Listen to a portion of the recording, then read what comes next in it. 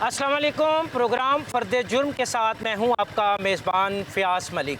नाजरीन, आज फ़र्द जुर्म की टीम आई है सिंध के स्पेशल सिक्योरिटी यूनिट के हेड क्वार्टर में, जहां हम आपको दिखाएंगे कि पुलिस का ये यूनिट कैसे काम करता है। इसमें आने वाला जवान किन मराहिल से गुज़रने के बाद ड्यूटी के फ़राइज़ सर अंजाम देता है। ये यूनिट क्या काम करता है, संगीन जराइम से लेके दहशतगर्दी के ख़ात्मे में इस यूनिट का क्या किरदार है, ये सब हम आपको दिखाएंगे। आइए हमारे साथ। अस्सलाम वालेकुम सर। वालेकुम सलाम। सर, मेरा नाम फ़याज़ है। आप कैसे हैं सर? बिल्कुल, हम आपको खुशामदीद कहते हैं special security unit Sindh police में, और आपको बहुत बहुत मुबारक हो कि आप एसएसयू फैमिली का हिस्सा बनने जा रहे हैं। तो सर, मेरे लिए आज के दिन में क्या क्या होगा? जितने भी मराइल हैं हम आपको उससे इंट्रोड्यूस करवाएंगे, जो हमारे जवान किस तरीके से किन मराइल से गुजर के बेहतरीन कमांडो बनते हैं, और आईएसओ सर्टिफाइड यूनिट का हिस्सा बनने के लिए क्या चीज़ें ज़रूरी हैं। तो सर, इसमें इब्तिदा हम किस चीज़ से करेंगे? कौन सा सबक होगा इब्तिदा में? कौन सी तरबियत का आगाज़ का मराहिल होगा? हम आपको दिखाते हैं जो हमारी special weapon and tactics team, स्वाट टीम जिन ट्रेनिंग से गुजरती है, जो उनकी फ़िज़िकल ट्रेनिंग है, उसके अलावा उनके रिटर्न के अंदर क्या चीज़ें करते हैं। तो सर, हम पहले किस जगह जा रहे हैं? हम जा रहे हैं अपनी ट्रेनिंग ब्रांच में। Training branch? जी जी। ट्रेनिंग ब्रांच में मैं जा रहा हूँ सब इंस्पेक्टर अरफान के साथ। वो हमें दिखाएंगे भी और ट्रेनिंग करवाएंगे भी। आइए हमारे साथ।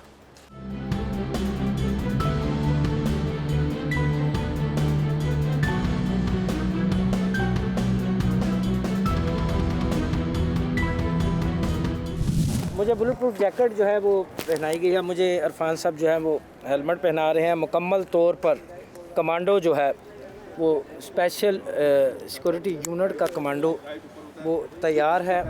ये एक मुकम्मल कमांडो जो है उसकी तैयारी है।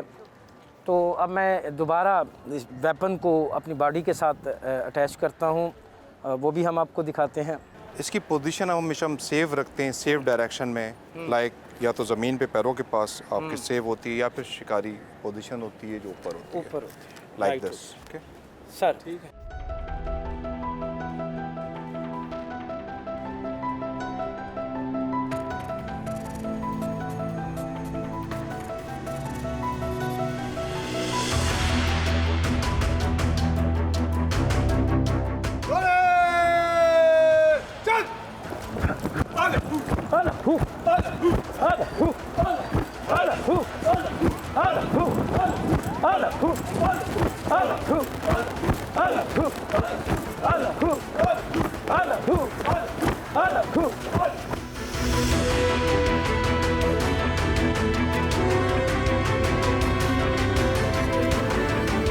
अब हम किस जानिब जा रहे हैं? अब हम जा रहे हैं एसएसयू ट्रेनिंग ब्रांच की तरफ, और जब हम आपको दिखाएंगे हमारे जितने एसएसयू कमांडोज़ हैं उनकी किस तरीके से ट्रेनिंग होती है, क्या उनके टेस्ट होते हैं। जो भी जवान या जो भी पुलिस का एहलकार एसएसयू ज्वाइन करता है जी, तो आगाज़ में वो उसका पहला मरहला क्या होता है? सबसे पहले मैं एक चीज़ आपको बता दूं कि एसएसयू में सबसे पहले साइकोलॉजिकली पास होना चाहिए, क्योंकि हमारी ड्यूटीज़ होती हैं वीवीआईपीज़ के साथ, गेस्ट के साथ, जितने इंटरनेशनल डेलीगेशंस होते हैं, तो उसकी स्टेट ऑफ माइंड बिल्कुल हेल्दी होनी चाहिए। ये सबसे पहले फ़िज़िकल फ़िटनेस से ज़्यादा हमारा मेंटल हेल्थ की तरफ है। वो फिट है तो फिज़िकली तो फिट होके आते ही हैं। तो अब हम जा रहे हैं एसएसयू के ट्रेनिंग ब्रांच में।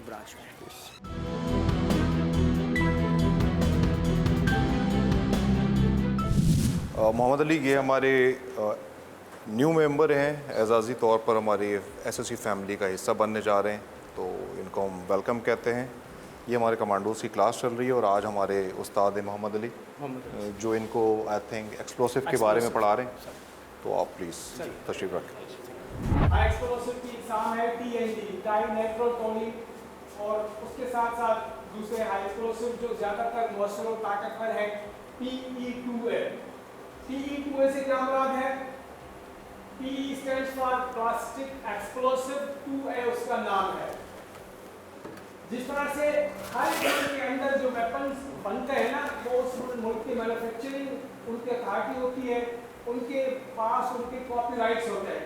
इसी तरह से हर मुल्क के अंदर बनने वाला एक्सप्लोसिव भी अलग अलग होता है। ज़्यादातर जो एक्सप्लोसिव है वो अमेरिका USA से बन रहे हैं।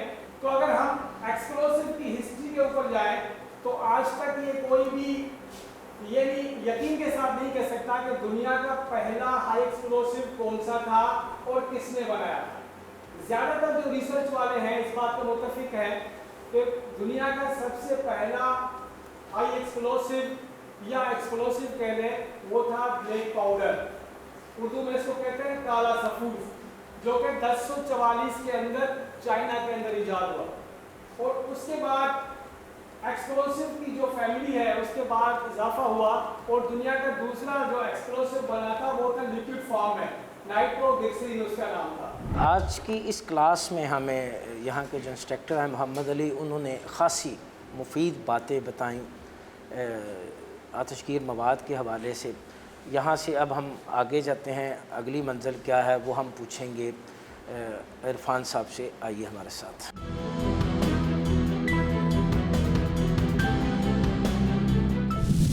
क्लासरूम में सबक भी पढ़ लिया, शुजाअत का, दयानत का, ईमानदारी का, फिर उसके बाद अब ड्रिल भी कर ली। अब फिर मैं आ गया हूँ इरफान साहब के पास, तो हम उनसे पूछते हैं कि अब उन्होंने क्या करवाना है। तो फयाज साहब, आपकी ड्रिल हो गई? हाँ जी, हो गई जी ड्रिल। कैसा फील हुआ आपको कि सर अच्छा फील हुआ? आपको पता चला कि कमांडो बनने के लिए बिल्कुल किन चीज़ों से गुजरना पड़ता है? सर तो सर अब अगली मंजिल क्या है सर? अब हम आपको अपनी मॉक ड्रिल एक्सरसाइज दिखाएंगे स्वाट की, जिसमें हमारी स्वाट स्विफ्टली रिस्पॉन्स करती है विद इन मिनट्स कि पैनिक अलार्म हमारा इधर बजता है, उसके बाद किस तरीके से वो रेडी होके रूम कॉम्बैट करवाई या जिस जगह भी उसको रिस्पॉन्ड करना होता है किस तरीके से रिटेलिएट करते हैं और अपना टारगेट अचीव करने के बाद स्विफ्टली सेफली किस तरह वहाँ से एग्जिट होते हैं। अब हम आपको डेमो दिखाएंगे स्वाट का कि कैसे वो रिस्पॉन्ड करती है।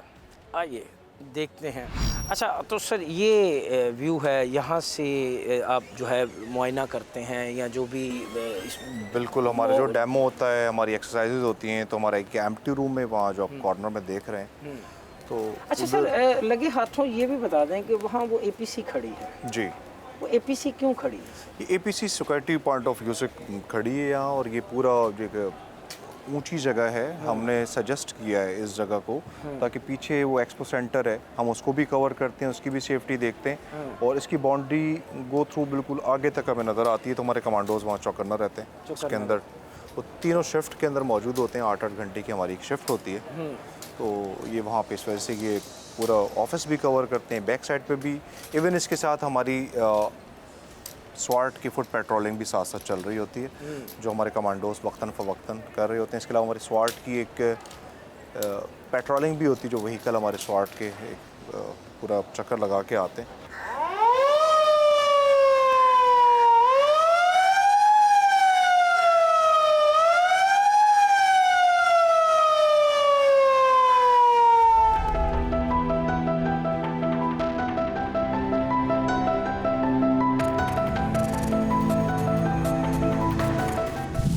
अब ये एक रूम को जो है कब्जे में कर लिया है। देखें, रूम कॉम्बैट एक्टिविटी है और जिसके अंदर पता है ये चला है कि दहशतगर्द इधर मौजूद हैं, तो इधर जॉइंट एक्सरसाइज है। हमारी लेडी कमांडोज़ और मेल कमांडोज़ तो दोनों इधर मौजूद हैं, मेल फीमेल दोनों मौजूद हैं। हर टीम के साथ एक लेडी कमांडो भी है। अच्छा तो ये ऑपरेट कर रहे हैं। अच्छा, ये कवरिंग पे है जी, कवरिंग पे हैं, और ईच टीम में आप देख रहे हैं एक लेडी कमांडो भी उनके साथ है। अच्छा अच्छा। दे आर इक्वली ट्रेंड, जिस तरीके से आपको हमने पहले भी बताया कि इसके अंदर कोई डिस्क्रिमिनेशन नहीं है। उसी मराइल से हमारी लेडी कमांडो भी गुजरती है जिससे हमारे मेल कमांडो भी है। अभी इस बिल्डिंग को जो है ये चारों तरफ से इन्होंने जो है वो अपनी एक्टिविटी करके अब सेफली जा रहे हैं, कवर कर रहे हैं। ये कमांडो इसको कवर कर रहे हैं, ये सेफली और क्विकली एग्जिट कर रहे हैं अब यहाँ से। यानी एक दूसरे को पास कर रहे हैं। जी, अंदर वो एक्टिविटी कर चुके, अब उन्होंने अपना टारगेट अचीव कर लिया, अब ये सेफली यहाँ से जा रहे हैं। अब यहाँ से सेफली जा रहे हैं और ये डेमो कंप्लीट हो जी। गया। आपने देखा कि अरफान साहब भी हमें बता रहे थे कि ये एक डेमो है, सायरन बजा, सायरन के बाद जो है स्पेशल सिक्योरिटी यूनिट के जो कमांडोज हैं जिनमें ख़वातीन भी शामिल थी, स्वाट टीम जो है इनकी, उन्होंने एक डेमो हमें दिखाया कि किस तरह उन्होंने एक जगह को घेरे में लिया, वहाँ पे ऑपरेशन किया और ऑपरेशन कंप्लीट करने के बाद जो है वो बाहिफाजत यहाँ से वापस गए, एक दूसरे को कवर किया। ये मनाजर भी आपने देखे, बिल्कुल इंतहाई प्रोफेशनल अंदाज में जो है उन्होंने ये तमाम मराहिल मुकम्मल किए।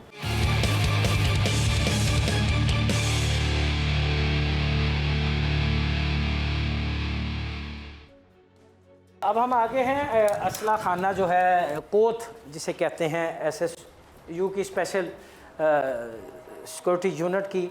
तो यहाँ हम आपको दिखाएंगे कि किस किस नौइयत का असला है।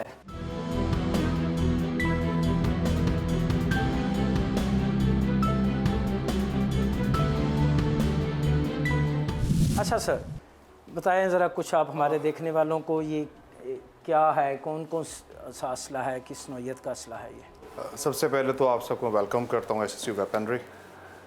जैसे आपको मालूम है कि ये एक ISO सर्टिफाइड यूनिट है, तो आपको इधर वेपन भी सारे सोफिस्टिकेटेड मिलेंगे और हर रेंज में मिलेंगे, ठीक है।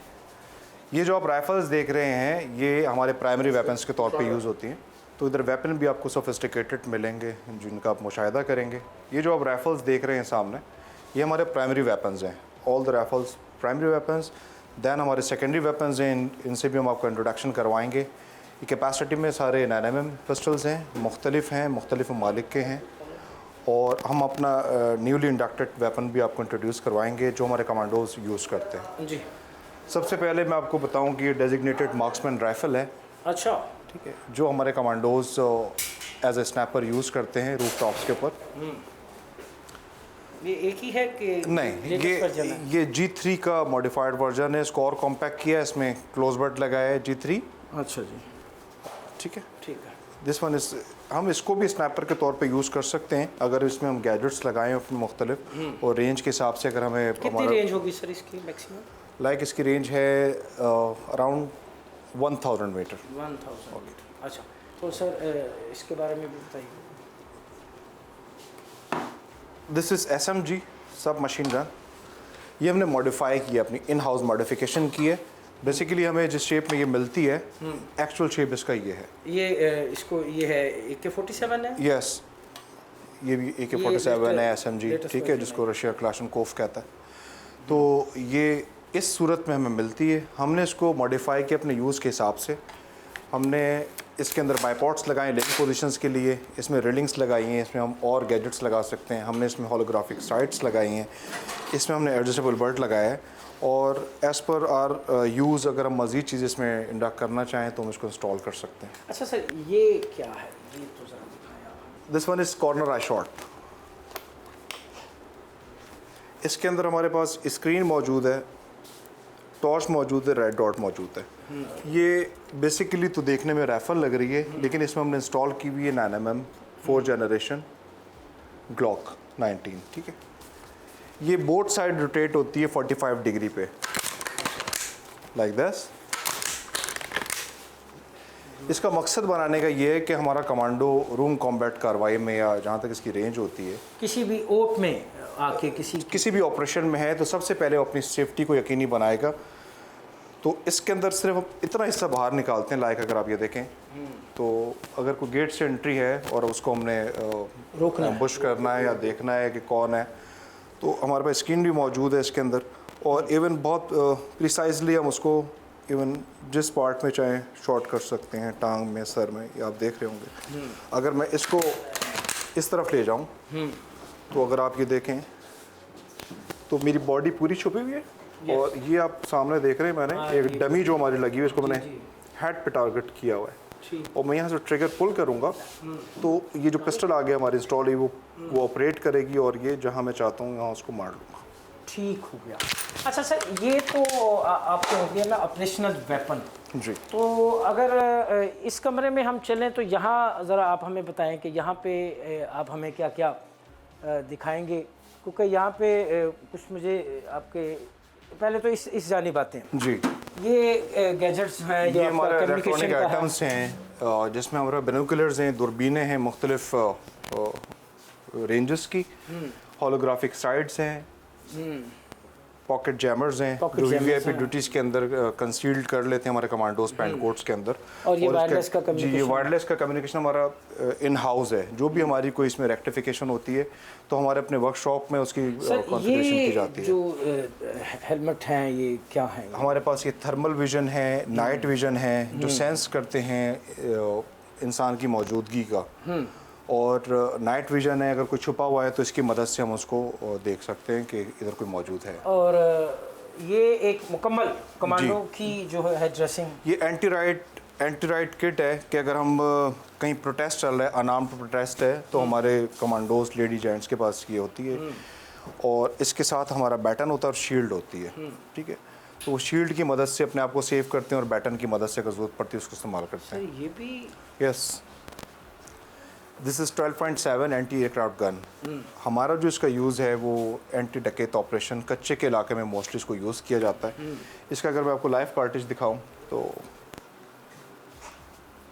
कच्चे के ऑपरेशन में, कच्चे के डाकुओं के लिए हमारे कमांडोज वहाँ जाते रहे हैं, घोटकी में, मुख्तलिफ़ जगहों पे, पंजाब में भी यूज़ होती रही है। तो जब हम इसको यूज़ करते हैं तो सर इसको क्या कहते हैं?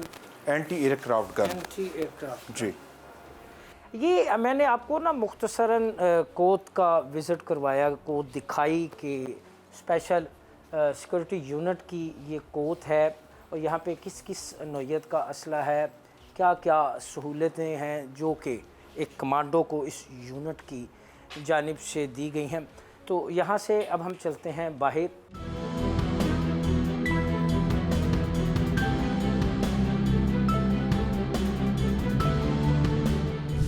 फायरिंग रेंज में हमें ज्वाइन किया है अजमतुल्लाह ने, जो कि यहाँ पर इंस्ट्रक्टर हैं। ये हमें वेपन चलाना सिखाएंगे, कैसे सिखाएंगे इन्हीं से पूछते हैं। बहुत शुक्रिया सर। कैसे सिखाते हैं निशाना बनाना? सबसे पहले सर हम सेफ्टी ब्रीफिंग देते हैं कि जब भी आपका वेपन से कनेक्शन हो तो आपने किन चीज़ों को फॉलो करना है। सर ठीक सर तो जब भी आप वेपन उठाएं, आपका वेपन से कनेक्शन हो, तो 4 चीज़ों को आपने जहन में रखना है। LMFT। LMFT। Yes, L for load, weapon को हमेशा लोड समझे। सर कुछ इस हालत में आपको वेपन मिलता है, सर चाहे देने वाले ने कह दिया एम्प्टी, आपने सुन लेना है, यकीन नहीं करना है, आपने उसे खुद चेक करना है। सर तो 4 चीज़ों को फॉलो करना है। LMFT। सबसे पहले L फॉर लोड, वेपन को लोड समझे और उसे क्लियर करना है आपने। इस कैच की मदद से आपने मैगजीन निकालना है, स्लाइड को आपने 3 दफ़ा खींच के छोड़ना है। 1 2 3। अगर इसके अंदर राउंड होते तो वो गिर रहे होते। ठीक, चौथी दफ़ा आपने स्लाइड को पीछे हैंग करना है। हो सकता है राउंड किसी खराबी की वजह से चैम्बर में फंस गया हो, तो आपने देखना है और फील करना है कि यानी वेपन रिस्क नहीं लेना। Yes, no risk. अच्छा, इसके बाद सर? नंबर 2 M फॉर मजल को हमेशा सेफ डायरेक्शन में रखें, या एक ही साइड है डाउन द रेंज। अगर आप बाहर फील्ड में कहीं पब्लिक एरिया में खड़े हैं तो बस इतना कि आपके पाँव में गोली ना लगे। आपके पाँव में गोली। ठीक ठीक। तो यहाँ आपने सामने ही रखना है, लेफ़्ट राइट नहीं करना है। आप में से या हम में से कोई सेफ्टी ऑफिसर दाएं बाएं खड़ा होगा तो आपने मजल की एंगल सामने ही रखना है। ठीक हो ओके, गया। ठीक हो नंबर 3 है F फॉर फिंगर को हमेशा आउट ऑफ ट्रैगर रखें। अक्सर आपने देखा होगा लोग वेपन उठाते हैं और ट्रैगर पे उंगली रखते हैं, फिंगर ट्रैगर पे ले जाते हैं, तो ये गलत है। गलत। फिंगर को आउट ऑफ ट्रैगर रखें। जब आपको फायर करना है, अब मैं फायर करने लगा हूँ फिंगर ट्रैगर पर, अब मैं फायर नहीं कर रहा हूँ, फिंगर आउट ऑफ ट्रैगर। ठीक हो, क्लियर? ठीक, clear sir. Number 4 T target. अपने टारगेट को पहचाने जिस पे आप शूट कर रहे हैं सर, और शूट करने से पहले आपने उसके पीछे भी देखना है। ठीक उसके है, पीछे तो कुछ नहीं है। मे बी कि हो सकता है जब आप किसी लाइव किसी सिनेरियो पर हैं, ठीक है, फील्ड में, तो अगर आपका टारगेट है, आप टारगेट इंगेज करने लगे तो उसके पीछे कोई ऐसी लाइव चीज़ ना हो जिसे आप शूट नहीं करना चाहते। क्लियर? Clear sir. ये तो हो गई सेफ्टी। ठीक है, सेफ्टी ब्रीफिंग। अब चलते हैं शूटिंग पे। आपने शूटिंग करनी है तो उसमें हम 4 चीज़ों को फॉलो करते हैं। आप 2 को कर लें, आपका फायर अच्छा हो जाएगा। सर ठीक है, तो सबसे पहले स्टांस आपका खड़ा होना, पोस्टर स्ट्रेट रहे। सर। नंबर 2 वेपन को आपने ग्रिप कैसे करना है। वेपन को ग्रिप कैसे करना है? यस, ठीक। हाई ग्रिप रखें, इस जगह को मुकम्मल फिल करें। ये आपका सपोर्टिंग हैंड है। इस हाथ का जो पाम है इस गैप में रखना है आपने, ठीक। ठीक। और ये 4 उंगलियां इन 3 उंगलियों के ऊपर आ जाएंगी। Clear? Clear. Stance. Number 2 grip. Number 3 है side alignment, back side U front side tip, ठीक है। साइड से मुराद back side U front side tip. जब आप टारगेट के ऊपर अलाइन करते हैं वेपन को, तो आपने बैक साइड यू से फ्रंट साइड टिप को देखना है, ठीक है। कुछ इस तरह से पिक्चर बनेगी। क्लियर? क्लियर। गैप को बराबर रखना है और हाइट को भी। क्लियर? जस्ट लास्ट से ट्रैगरिंग। जब आपने साइड अलाइन कर ली है मतलूबा जगह पर, ट्रैगर पे जस्ट आपने वेट बढ़ाते रहना है, बढ़ाते रहना है, बढ़ाते रहना है। देन क्या होगा? फायर होगा। फायर हो जाएगा। आपने फायर करना नहीं है, ठीक है। मतलब ये काम नहीं करना है, जर्क नहीं लेना है, ओके। जस्ट वेट बढ़ाना है, एक सीक्वेंस के साथ ट्रैगर दबाना है, okay. Okay sir.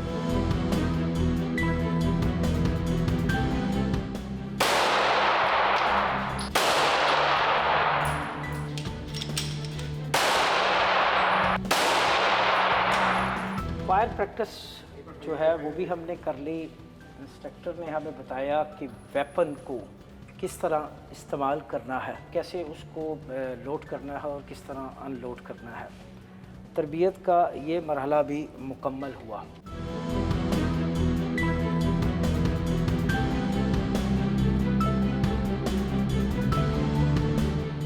Special security unit के तमाम मराहिल हमने आपको दिखाए। यहाँ पर कैसे ट्रेनिंग दी जाती है ये भी हमने आपको दिखाया। अब हम चलते हैं शहदा की फैमिली की जानिब और उनसे पूछते हैं कि उनके प्यारों ने अपनी जानों के नजराने पेश करके इस मुल्क की बका को कायमो दायम रखा है। उनके प्यारों ने अपनी जानों के नजराने पेश किए हैं। हमारे कल को महफूज करने के लिए अपने आज को उन्होंने कुर्बान किया है। हमारे बच्चों को यतीमी से बचाने के लिए अपने बच्चों को यतीम किया है। बुरसा से पूछते हैं कि ये यूनिट उनकी वेलफेयर के लिए क्या कर रहा है। आइए हमारे साथ।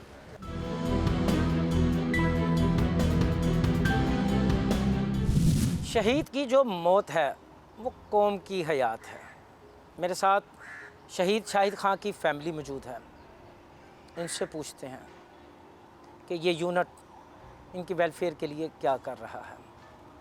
पहले तो हमें आप पे फ़ख्र है जी कि आपके खावंद ने अपनी जान की कुर्बानी दी इस कौम की हिफाजत के लिए। हम आपके मकरूज़ हैं और शायद कि रहती दुनिया तक हम आपका कर्ज़ नहीं उतार पाएंगे। क्या कहेंगे अपने खामद के बारे में, कुछ बताएं आप हमें। शाहिद खान हस्बैंड के लिहाज से भी बहुत अच्छे इंसान थे, वालिद के लिहाज से भी बहुत अच्छे, अपने बच्चों का ख्याल करने वाले। यहाँ तक कि वो किसी की भी तकलीफ़ नहीं देख सकते थे, महल्ले वाले हों या कोई भी हो, जिसने आवाज़ दी वो खड़े हो जाते थे। उनकी शहादत के बाद बच्चे बहुत छोटे थे उस टाइम पे, बहुत सारा वक्त थोड़ा सा देखा। बताइएगा कैसे शहीद हुए थे? जॉब से वापस आ रहे थे, रात को 2-2:30 बजे वो वापस आते थे। बस हमारे इलाके में ही उनको टारगेट किया गया था 24 जनवरी 2012 में। अच्छा, जब वो शहीद हुए बच्चे तो बहुत छोटे थे। बच्चे बहुत ज़्यादा छोटे थे। ये बड़ी जो हैं ये 5-6 साल की थी और बेटा मेरा 11 महीने का था उस टाइम पे। बस वो वक्त बहुत मुश्किल वक्त था हमारे लिए। जिस तरीक़े से हमने वो वक्त गुजारा है, अल्लाह ताला किसी पे भी परेशानी का वक्त ना लाए। आमीन। लेकिन हमें ये भी फ़ख्र है कि वो एक शहादत के दर्जे पे हैं और हमसे अच्छी जगह पे हैं।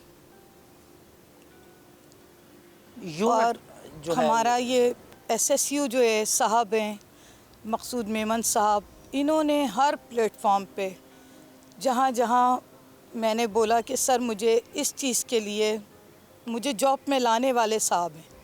मैं सिर्फ एक घरेलू औरत थी, हाउसवाइफ थी आप। बिल्कुल मुझे ना रास्तों का आज भी बहुत सारी चीज़ें हैं जो मुझे नहीं पता। मैं कामरान भाई वगैरह हो गए, आप लोग हो गए, सब SSU वाले वेलफेयर के हो गए, ईद बकरीद कुछ भी हो, आना बच्चों को तसल्ली देना, पढ़ाई के लिहाज से मैं इतनी एजुकेटेड नहीं थी, लेकिन ये आप लोगों से मशवरे करती रहती हैं, पूछती हैं कि मैं कैसे आगे बढ़ूं, अपनी एजुकेशन को कैसे जारी रखूं। तो कामरान भाई इस सिलसिले में बहुत हेल्प करते हैं, और साहब भी तकरीबन हर महीने फ़ोन करके भी हमसे पूछते रहते हैं कि बेटा कोई इशू तो नहीं है, कोई मैटर तो नहीं है, कोई मसला है बताएं आप हमें। तो मैं कहती हूँ हम लोग खुश नसीब हैं कि आप सारे भाई और सारे लोग हमारे साथ हैं। हम तो आपके मकरूज़ हैं, जैसे कि मैंने पहले कहा, मैं क्या पूरी कौम आपके जज्बे को सलाम करती है। शहीद की बेवा है, आंखों में आंसू आज भी हैं, दुख है, मगर ये फ़ख्र भी है कि ये शहीद की बेवा है। बेटी से बात करते हैं। क्या नाम है बेटा आपका? आयशा मुंतहा। आयशा मुंतहा। आयशा मुंतहा, जब आपके पापा शहीद हुए, आपकी उम्र कितनी थी उस वक्त? 6 साल। 6 साल की। तो आपने तो पापा के साथ कुछ वक्त सर्वाइव किया, गुजारा, वो बताएं आप हमें। पापा के साथ बहुत अच्छा वक्त गुजरा है, बहुत ज़्यादा ख्याल रखने वाले हैं हमें, पढ़ाई में बहुत ज़्यादा। मुझे तो डांट पढ़ना डपट लिखना होती थी? नहीं, इतनी नहीं होती थी। उन्होंने पढ़ना है हमें, मुझे तो पढ़ना उन्होंने सिखाया है। हमारा कोई ट्यूशन टीचर जब तक के बाबा थे तब तक कोई भी नहीं था, उन्होंने हमें हर तरीके से लेके आगे बढ़े हैं। बहुत ज़्यादा वालिद के लिहाज से अच्छे, बहुत ज़्यादा हमें सपोर्ट करने वाले हर मामले में, पढ़ाई के लिए और चीज़ों को लेकर बहुत ज़्यादा हमारे साथ खेलना, ख्याल रखना। अच्छा, जब शरारत तो साथ हल्की सी डांट याद तो आती है? हाँ हाँ बिल्कुल, हेड डाउन कराते थे। जो कमांडो उन्होंने ट्रेनिंग की थी वही ट्रेनिंग हमें देते थे, सज़ा के तौर पे रनिंग करवाते थे। जब आप सहेलियों में बैठती हो, अपने क्लास फेलोज़ में बैठती हो, फ़ख्र है कि शहीद की बेटी? वो बिल्कुल, इज़्ज़त बहुत करते हैं, ज़्यादा, प्यार करते हैं, एहतराम बहुत करते हैं? ज़्यादा, बहुत ज़्यादा एहतराम करते हैं कि हमारे बाबा शहीद का रुतबा है, उनको हासिल है। हमारा ख्याल किया जाता है, हर तरीके से ख्याल किया जाता है, हमें इज़्ज़त दी जाती है। आप बेटा, आप इनसे छोटी हो, आपस में लड़ाई तो होती होगी? कभी कभी। नाम क्या? लाइबा। लाइबा। तो कभी कभी लड़ाई होती है? जी। अच्छा, आप कितनी उम्र थी जब बाबा शहीद हुए? 4 साल या 5 4 साल के थे। तो इसमें आपने भी बाबा के साथ वक्त तो गुजारा। बिल्कुल। क्या यादें हैं बाबा की? बहुत सारी यादें हैं। जैसे हम छोटे थे तो जब पापा का इंतज़ार करते थे तो रात को आते थे तो फिर हमें घुमाने भी लेके जाते थे, लेकिन अब वैसा नहीं होता है। जब हम छोटे थे तो खेलते भी थे हमारे साथ, हर कुछ होता था, लेकिन बाबा की कमी तो कोई पूरी नहीं कर सकता। लेकिन अभी भी अम्मी हमें बहुत सपोर्ट करती हैं, हर चीज़ में देखती हैं, समझती हैं। और मैं तो सबकी फेवरेट थी, भले ददियाल में हूँ या ननियाल में हूँ। बाबा की भी फेवरेट थी। जब मैं छोटी थी एक दफ़ा बाबा गुस्सा हो गए थे, फिर बाबा ने एक थप्पड़ भी लगा दिया था, तो पूरी रात रोए थे और सीने पे भी सुलाया था। वो तो मैं कभी भी नहीं भूल पाती। लेकिन बस आंसू सब्र नहीं हैं, आता। थमने का नाम नहीं ले रहे। जुदाई है, बाप की कमी तो शायद कोई भी पूरा नहीं कर सकता। आवाज़ में वो सकत नहीं है, बेरबत से अल्फाज हैं जिनकी अदायगी मुश्किल है। बेटी से बात करते हैं। बेटा, क्या नाम है आपका? रुमैसा शाहिद। रुमैसा शाहिद। रुमैसा, क्या करती पढ़ती हैं आप? कौन सी जी। क्लास में? मैं सेकंड ईयर की स्टूडेंट हूँ। आप सेकंड ईयर की स्टूडेंट हैं। क्या शहीद की बेटी मजबूत, क्या बनना है तालीम मुकम्मल होने के बाद? क्या अभी इरादा तो है मैं मुस्तकबिल? मेडिकल में हूँ सेकंड ईयर में, तो मैं आगे सोच रही हूँ डॉक्टरी का, डॉक्टरेट का सोच रहे हैं। MBBS करूँगी। तो बाबा की तरह पुलिस ऑफिसर बनने का? बिल्कुल शौक है, बनना है, पापा जैसा ही बनना है। आज की नशिस्त में शायद कि इन बच्चों का दुख जो है वो फिर ताज़ा हो गया। मैं बहुत मुश्किल से ज़ब्त किए बैठा हूँ। मेरे लिए इन बच्चों को दिलासा देना या बेवा से बात करना इंतहाई दुश्वार होता जा रहा है। बहरहाल, हमें फ़ख्र है कि हम शहादतों के अमीन हैं, हम शहदा के वारिस हैं। हमें फ़ख्र है अपने शहदा पर और उनकी कुर्बानियों पर।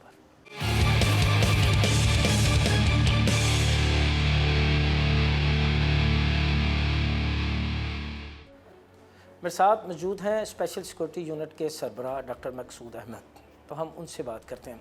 सर, आज तो हमने पहन ली वर्दी स्पेशल सिक्योरिटी यूनिट की। आप बहुत अच्छे लग रहे हैं, आप स्मार्ट लग रहे हैं, कमांडो लग रहे हैं हमारे। बस थोड़ा सा वज़न कम करना पड़ेगा। मगर सर आज ट्रेनिंग की है, आज उछल परेड भी की है, ड्रिल भी की है सर, क्लासें भी ली हैं, वेपन्स भी चलाए हैं। तो सर आज तो हमने पहन ली आपकी वर्दी। तो आज हम बात करेंगे आपसे महकमे की फलाह के हवाले से क्या इक़दाम कर रहे हैं, शुहदा की फैमिलियों की वेलफेयर के लिए क्या कर रहे हैं, स्पेशल सिक्योरिटी यूनिट की ट्रेनिंग के मेयार में जदत लाने के लिए क्या कर रहे हैं। इन तमाम सवालात के आज हम आपसे जवाबात लेंगे। तो सर पहले तो ये बताएं कि ट्रेनिंग के मेयार को कैसे बेहतर कर रहे हैं। सबसे पहले आपको वेलकम करता हूँ आपकी टीम को सिंध के अंदर, सिंध पुलिस के अंदर, और जहाँ पे आप बैठे हैं सिक्योरिटी डिवीज़न का हेडक्वार्टर स्पेशल सिक्योरिटी यूनिट के अंदर। आपका खुद फर्स्ट हैंड एक्सपीरियंस है, आपने वर्दी पहन के ही आपने खुद देखा होगा, जवानों से मिले होंगे, और आपने जो भी हमारी डेली एक्टिविटीज़ हैं उसमें आपने हिस्सा लिया है। तो जब आप जाएंगे वापस पंजाब, तो ये जो आप मेमोरी लेके जाएंगे, ये बेशक आप जो हमारे देखने वाले नाजरीन हैं उनके साथ शेयर करें, पंजाब पुलिस के साथ भी शेयर करें, क्योंकि ये दोनों डिपार्टमेंट में खुद पंजाब में सर्व कर चुका हूँ। वहाँ से बहुत लर्न किया हमने, उनके जो वर्किंग है और जो उनका डिसिप्लिन है, उस हिसाब से जो उनकी बेहतर चीज़ें हैं उनको कोशिश की है यहाँ पे आके अडॉप्ट करें। और इसी तरह जो सिंध पुलिस का ट्रेडिशनल एक काम करने का तरीका है, प्रोफेशनलिज्म है, उस चीज़ को मिक्स करके हमने कोशिश की है कि जो डिपार्टमेंट मैं हेड कर रहा हूँ उसको इस तरीके से बनाऊँ कि वो एक बेहतरीन डिपार्टमेंट के तौर पे सामने आए पाकिस्तान के अंदर। न सिर्फ पाकिस्तान में उसका नाम रोशन हो, बल्कि इंटरनेशनल लेवल पे भी उसकी जो है बेहतर तौर पे हम पहचान करा सकें। तो इस सारी एफ़र्ट का नतीजा है कि ये जितनी भी हमने मेहनत की है, मैंने, मेरी टीम ने, जो मेरे साथ काम करते हैं, जो मेरे कमांडर्स हैं जिन्होंने मुझे गाइड किया और इस चीज़ को इस लायक बनाया कि न सिर्फ ये कि पाकिस्तान में इसका नाम है, बल्कि इंटरनेशनल लेवल पे भी SSU को एक बेहतरीन इदारा माना जाता है। ये हमारी एक लॉन्ग स्ट्रगल की एक कहानी है जो हम आपसे साथ शेयर करेंगे। सर बिलाशुबा ये एक कहानी है और ये एक देवमालाई किस्सा है ये सर, मगर ये तो सिंध का एक इंतहाई बेजान सा विंग था सिंध पुलिस का। आपने इसमें कैसे जान डाली, क्या ऐसी सोच आई डॉक्टर मकसूद अहमद के पास कि उसने प्राइम पोस्टिंगें छोड़ दी, DPOशिप या जो भी आपके ज़िले की जो है मेन सीटें उनको छोड़ दिया, इस बेजान घोड़े की सवारी की क्यों, कैसे ये ख्याल आया? बिल्कुल आपकी बात, ऑब्जर्वेशन ठीक है कि नॉर्मली जो पुलिस के डिपार्टमेंट है उसका जो आउटलुक होता है वो इतना सेटिस्फैक्टरी नहीं है जिस तरीके का होना चाहिए। जब मैं बाहर पढ़ने गया, I am graduate from London school of economics, तो लंदन में मेरा 1 साल गुजरा। उसके अंदर मैंने देखा कि वहाँ पे जो पुलिस अफसर है उसमें ये SHO और ये ASI ये वाली कहानी नहीं है। पुलिस अफसर है, उसने जो है हाईएस्ट लेवल तक जाना होता है, उसने चीफ कांस्टेबल बनना होता है, और वो IG होता है, इस एक ही कैटेगरी की रिक्रूटमेंट होती है, उनकी ट्रेनिंग बेहतर होती है, उनको रिसोर्सेज बेहतर दिए जाते हैं।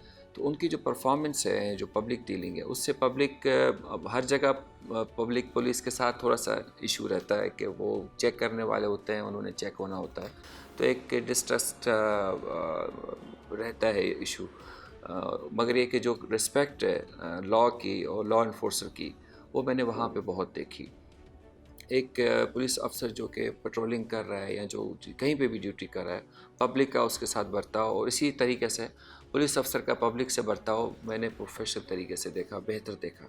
तो मेरे जहन में सोच थी कि हम पाकिस्तान के अंदर ऐसा क्या करें कि जो पुलिस अफसर है ना सिर्फ वो प्रोफेशनली साउंड हो, बेहतर हो, और अपनी ड्यूटी को इस तरीके से परफॉर्म करें कि पब्लिक उसकी इज़्ज़त करे और ये कॉन्फिडेंस का जो म्यूचुअल रिलेशनशिप है इस तरीके का हो कि पाकिस्तान में अवाम की बेहतरी के लिए एक साबित कदम के तौर पे आगे जा सके। इब्तदा में खासी मुश्किलात, खासी रुकावटें आई होंगी कि भाई ये क्या कर रहे हैं मकसूद साहब, क्यों पैसे ज़ाया कर रहे हैं, क्यों फ़ंड ज़ाया कर रहे हैं, चलें अब आपको फ़लाँ ज़िले का DIG लगा देते हैं या फ़लाँ ज़िले का SSP लगा देते हैं, ऐसी कई ऑफ़र्स भी होंगी। जब भी हमने देखा कि आई वॉज SSP सिक्योरिटी, जब मैं बाहर से वापस पढ़ के आया तो पहली जो मेरी अपॉइंटमेंट थी, आई वॉज जूनियर SP। उस टाइम पे इतनी बड़ी कमांड मुझे दी गई कि आप पूरी सिक्योरिटी सेटअप को रेज़ करें, बेहतर करें। उस वक्त जो चैलेंजेस थे वो काउंटर टेररिज्म के हवाले से और जो दहशतगर्दी की लहर थी, मैं 2007-8 की बात कर रहा हूँ। उस टाइम पे ट्रांजिशन था from military president to the civilian president. उस ट्रांजिशन के टाइम पे मैं आया, उस वक्त ये कहा गया कि जो प्रेसिडेंट पाकिस्तान है उसको वो पुलिस प्रोटेक्ट करेगी जो अनट्रेंड है और जिनके पास रिसोर्सेज नहीं है, as compare to the president जो कि मिलिट्री से थे, परवेज़ मुशर्रफ साहब। उस वक्त उनको 2 ब्रिगेड्स प्रोटेक्ट करती थी और एक हाई लेवल का सिक्योरिटी अरेंजमेंट लगता था जिसमें पुलिस भी हिस्सा होती थी। अब वो सारी ज़िम्मेदारी पुलिस पे आ गई। तो हमें ये कहा गया कि इस पुलिस के साथ आपने प्रेसिडेंट ऑफ पाकिस्तान, जिसकी लाइफ को इतना ज़्यादा थ्रेट था, उनकी फैमिली को इतनी ज़्यादा थ्रेट्स थे और उनकी फैमिली ने इतनी बड़ी कुर्बानी दी बीबी बेनज़ीर शहीद के सूरत में, तो उस वक्त के आप सिनेरियो को सोचें और इसी पुलिस को देखें कि जो आप हालात किसी और जगह पे देखते हैं कि इसको कैसे आप प्रोफेशनली तौर पे बेहतर करें। तो उस वक्त से ये सफ़र शुरू किया। उस वक्त हमने इसको ट्रेन करवाया। उसमें जो प्रेसिडेंट पाकिस्तान थे उस वक्त आसिफ अली ज़रदारी साहब, उनकी सपोर्ट के साथ SSU की बुनियाद रखी और उसको हमने इंटरनेशनल लेवल पे जो स्टैंडर्ड्स हैं उसको हमने फॉलो करके इसको बेहतर तौर पे बनाया। उसमें ना सिर्फ ये कि ट्रेनिंग बेहतर की, बल्कि रिक्रूटमेंट पे हमने बहुत फोकस किया और 100% मेरिट पे हमने लोगों को भर्ती किया। सिफारिश की सूरत हाल क्या है? 0%, क्योंकि जो थ्रेट लेवल था और जिसको हम फेस करने जा रहे थे, अगर आप सिफारशी लड़का लगाएंगे जिसको काम करने की नहीं है, आदत नहीं है या उसने काम नहीं करना, तो उसने कैसे इतनी बड़ी ज़िम्मेदारी को उठाना है और उस चीज़ को करना है। तो वो जो हमने मेरिट बेस्ड रिक्रूटमेंट की, फिर उनकी बेहतर ट्रेनिंग की, उस वजह से आप ये देख रहे हैं कि जो मेरा जवान है आपको डिफरेंट नज़र आएगा। उसकी मोटिवेशन, उसकी जो अपब्रिंगिंग है, उसका जो कॉन्फिडेंस है, वो आपको एक किसी भी पुलिस अफसर के साथ कंपेयर करें विदाउट एनी रैंक, आप रैंक कोई सा भी लगा लें या जिस भी रैंक के बंदे से बात करेंगे उसमें वही स्पिरिट, वही लीडरशिप क्वालिटी, वही उसमें कॉन्फिडेंस नज़र आएगा जो कि किसी भी रैंक के अफसर पे होना चाहिए। अब तो आपका ये यूनिट एक ब्रांड है, रोल मॉडल है, अब सिफारिश का क्या आलम है? सिफारिश अभी भी 0 है। आप अपना मेरिट बेस पे आए। आपके डर की वजह से सिफारिश नहीं करते? सिफारिश शुरू में कोशिश की, उनको समझाया कि ये चीज़ किसी जगह को तो प्रोफेशनली ठीक होने दें, जो हमारे चैलेंजेस हैं, जो हमारे इश्यूज़ हैं, उसको हम कैसे फेस करेंगे कि अगर हर जगह हम कंप्रोमाइज़ करेंगे। देन दे अंडरस्टूड, न सिर्फ ये कि पॉलिटिकल लीडरशिप, बल्कि जो बाकी जो भी स्टेक होल्डर्स हैं उनको भी ये चीज़ समझ आई कि ये लोग प्रोफेशनली काम करते हैं और जिसमें अगर किसी मेरिट के बेस पे किसी में दम होगा, ना सिर्फ ये कि वो रिक्रूट होगा बल्कि वो बेहतर तौर पे ट्रेनिंग भी करेगा और बेहतर जगह पे उसकी अपॉइंटमेंट होगी। अच्छा, डॉक्टर मकसूद अहमद, स्पेशल प्रोटेक्शन यूनिट की ट्रेनिंग के मेयार को मज़ीद बेहतर बनाने और इसमें जिद्दत लाने के लिए क्या इक़दाम कर रहे हैं, क्या ख्वाब हैं जिनकी तकमील चाह रहे हैं? किसी भी चीज़ की बुनियाद जो है वो उसकी ह्यूमन रिसोर्स की क्वालिटी पे होती है। ह्यूमन रिसोर्स सबसे पहले आप रिक्रूटमेंट के थ्रू, ये मैं पुलिस की नहीं बात करूँ, मैं तमाम जो ऑर्गेनाइजेशंस हैं, चाहे वो गवर्नमेंट की हैं, नॉन गवर्नमेंटल ऑर्गेनाइजेशंस हैं, प्राइवेट फर्म्स हैं, उसकी बुनियाद उसका ह्यूमन रिसोर्स होता है, टेक्नोलॉजी होती है और ट्रेनिंग होती है। ह्यूमन रिसोर्स की इम्प्रूवमेंट आप तब कर सकते हैं जब आप उसको बेहतर ट्रेनिंग दें, उसको बेहतर इक्विप करें वेपन के साथ। हमारा वेपन ही है, लोगों के जो फर्म्स में या जो बाहर कंपनीज़ होती हैं उनके वेपन, उनकी टेक्नोलॉजी होती है, उनकी बाकी चीज़ें होती हैं। तो हमने सिर्फ ये कि उनको भर्ती किया मेरिट पे और उनकी साइकोलॉजिकल टेस्टिंग के साथ किया। ये वो टेस्टिंग है जो कि मिलिट्री फोर्सेस में, तमाम मिलिट्री फोर्सेस में ISSP के थ्रू जो ऑफिसर्स भर्ती होते हैं उन पे वो साइकोलॉजिकल टेस्टिंग लगती है। वो हमारे तमाम अफसर और जवानों पे लगता है, चाहे वो जिस रैंक का भी हो। उसने उस स्क्रीनिंग के थ्रू इधर आना है, अपनी मेरिट पे भर्ती होना है। उसकी फिर हमने ट्रेनिंग कराते हैं जो हमारे इंटरनेशनल स्टैंडर्ड के जो सिलेबस है, बेसिक पुलिसिंग का, काउंटर टेररिज्म का, स्पेशल ऑपरेशंस का, ये तमाम चीज़ें हम उनको इम्पार्ट करते हैं, उसको हम कमांडो बनाते हैं। जब वो पास आउट होता है तो उसकी ट्रेनिंग ख़त्म नहीं होती, एक कांस्टेंट प्रोसेस है उसके रिफ्रेशर कोर्सेज़ का, उसके बाकी डिपार्टमेंट्स में। उसमें मैं शुक्रगुजार हूँ पाकिस्तान आर्मी का, पाकिस्तान नेवी का, जिनके जो ट्रेनिंग इंस्टीट्यूट्स हैं उन्होंने हमें अलाउ किया कि हम अपने जवानों को वहाँ पे ट्रेन करवाएं।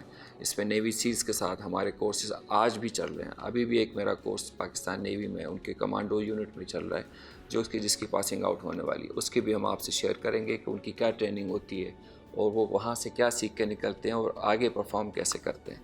फिर इसी तरह आर्मी में न सिर्फ ये कि बेसिक कोर्सेज बल्कि एंटी एयरक्राफ्ट गन की ट्रेनिंग, हेली ऑपरेशंस की ट्रेनिंग, ये आर्मी चीफ साहब उनके इंटरेस्ट के ज़ाती इंटरेस्ट की वजह से अलाउ किया गया कि ये पुलिस का यूनिट उन जगहों से भी ट्रेन हो रहा है जहाँ पे नॉर्मल एक्सेस नहीं होती।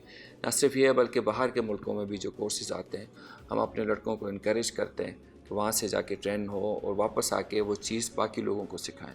तो एक कांस्टेंट प्रोसेस है कि आप अपनी इम्प्रूवमेंट करते रहें, कहीं कोई कोताही है उस चीज़ को आप रिकॉग्नाइज़ करें, उस फॉल्ट को आप ठीक करें और आगे आप कोशिश करें कि वो गलती ना हो। तो ये हमारी कांस्टेंट परफॉर्मेंस और इम्प्रूवमेंट की एक डेली की प्रैक्टिस है जो हम करते रहते हैं। अच्छा सर, स्पेशल सिक्योरिटी यूनिट 30 से ज़ायद शहादतों का अमीन है, क्या कर रहे हैं आप अपने शहदा की फैमिलियों के लिए, उनके वर्सा की वेलफेयर के लिए, क्या इक़दामात हैं? जब हमने काम शुरू किया, इस वक्त तो आप नॉर्मल हालात में बात करें ना, आप कराची में आए, पहले तो आप कराची आ नहीं सकते थे, आप डरते थे कराची आने से, याद है वो वक्त? नहीं, मैं आप या और जो दोस्त हैं जिसको भी, बिल्कुल ठीक मैं है, उस वक्त की बात कर रहा हूँ जब 10-10 टारगेट किलिंग्स होती थी, पुलिस अफसरों की जो है वो टारगेट किलिंग होती थी। और उसमें जो हमारी ये जो दहशतगर्दी के ख़िलाफ़ जंग है, जो वॉर ऑन टेरर हमने लड़ी है, ना सिर्फ ये कि वो हम जीते हैं बल्कि उसको हम मेंटेन भी करेंगे, दहशतगर्दों को शिकस्त दे के जो थोड़े बहुत रह गए हैं उनको भी निपट लेंगे। वो हम कांस्टेंट है जो हम करते आ रहे हैं। इस कराची शहर के पुलिस अफसरान और जवान ने बहुत ज़्यादा शहादतें उनकी हैं, उन्होंने बहुत ज़्यादा कुर्बानियाँ दी हैं।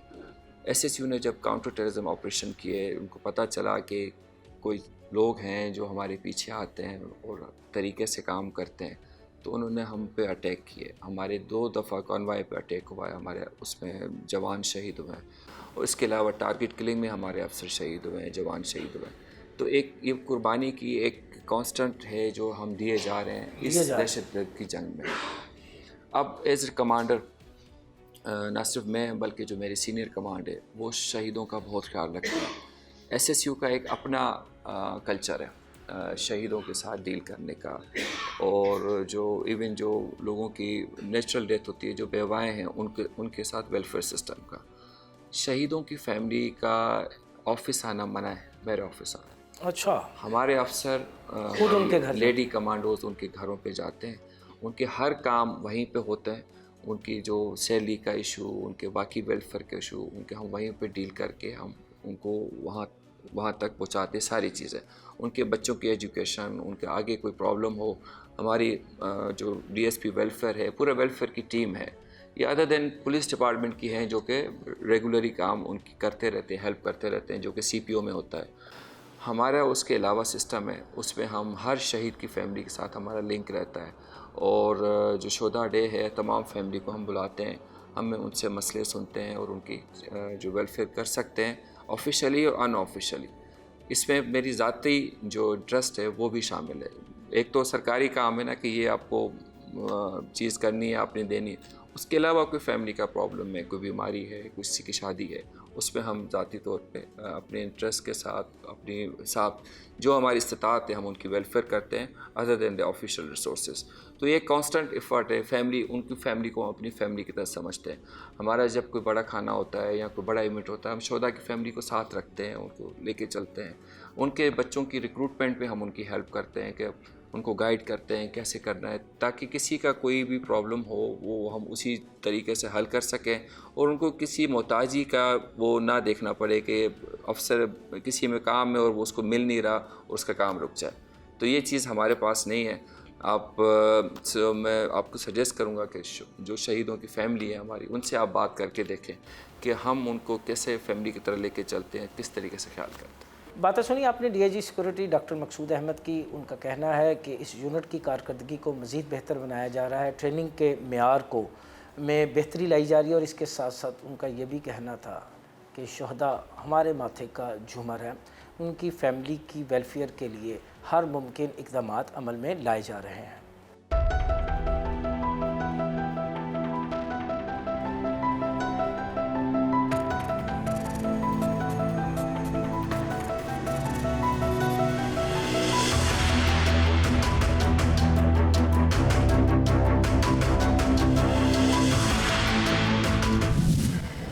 आपने देखा आज का ये प्रोग्राम, हमने आपको दिखाया कि स्पेशल सिक्योरिटी यूनिट का कमांडो तरबियत के किन किन मराहिल से गुज़रने के बाद तैयार होता है। यहाँ प्रोग्राम फ़र्द जुर्म का वक्त ख़त्म हुआ चाहता है। अगले हफ्ते नए प्रोग्राम के साथ दोबारा आपकी खिदमत में हाज़िर होंगे। तब तक के लिए मुझे और मेरी टीम को इजाज़त दीजिए। अल्लाह हाफिज़।